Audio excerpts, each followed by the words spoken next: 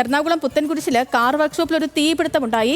12ഓളം കാറുകൾ അവിടെ ഭാഗികമായി കത്തി നശിച്ചു എന്നാണ് അറിയാൻ കഴിയുന്നത്. മാനന്തരത്ത് പ്രവർത്തിക്കുന്ന SM ഓട്ടോമൊബൈൽസിൽ പുലർച്ചെ 3 മണിയോടെയായിരുന്നു ഈ തീപിടുത്തം. ദൃശ്യങ്ങൾ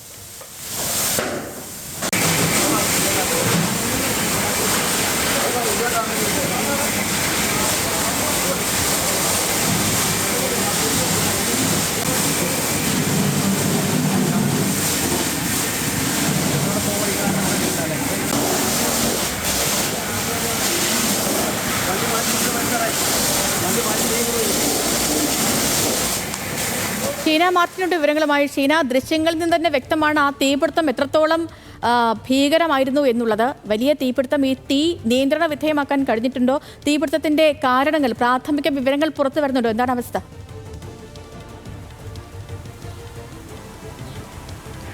സേതുലക്ഷ്മി, തീപിടുത്തത്തിന്റെ പ്രാഥമിക വിവരങ്ങളൊന്നും തന്നെ ലഭിച്ചിട്ടില്ല. എന്തുകൊണ്ടാണ് തീപിടുത്തം ഉണ്ടായതെന്നുള്ള വിവരങ്ങളൊന്നും തന്നെ ലഭ്യമായിട്ടില്ല. എന്തു തന്നെയായാലും പുലർച്ചെ 3 മണിയോടുകൂടി ഉണ്ടായ തീപിടുത്തം ഇപ്പോൾ നിയന്ത്രണ വിധേയമാക്കാനായിട്ടുണ്ട്. 2 മണിക്കൂർ നീണ്ടുനിന്ന രക്ഷാപ്രവർത്തനത്തിനൊടുവിലാണ് 5 ഫയർ യൂണിറ്റുകളാണ് അവിടെ എത്തിച്ചേർന്നത്.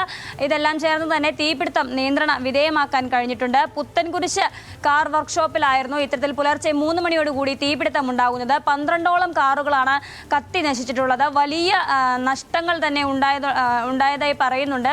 ഭീകരമായ ഒരു അന്തരീക്ഷത്തിലേക്ക് പോകേണ്ടതായിരുന്നുവെങ്കിലും പെട്ടെന്ന് തന്നെ തീ അണയ്ക്കാനായതിനാൽ വലിയ തരത്തിലുള്ള ഭീകരതയൊന്നും തന്നെ ഉണ്ടായില്ല എന്നുള്ളതാണ്. 10 കാറുകൾക്ക് കേടുപാടുകൾ സംഭവിച്ചിട്ടുള്ളതായും അറിയാൻ കഴിയുന്നുണ്ട്. കൊച്ചി ധനുഷ്കോടി ദേശീയപാതയിലെ പുത്തൻകുരിശ് മാനന്തരത്ത് പ്രവർത്തിക്കുന്ന SM ഓട്ടോമൊബൈൽസിലാണ് ഇത്തരത്തിൽ പുലർച്ചയോടുകൂടി തന്നെ തീപിടുത്തം ഉണ്ടാകുന്നത്.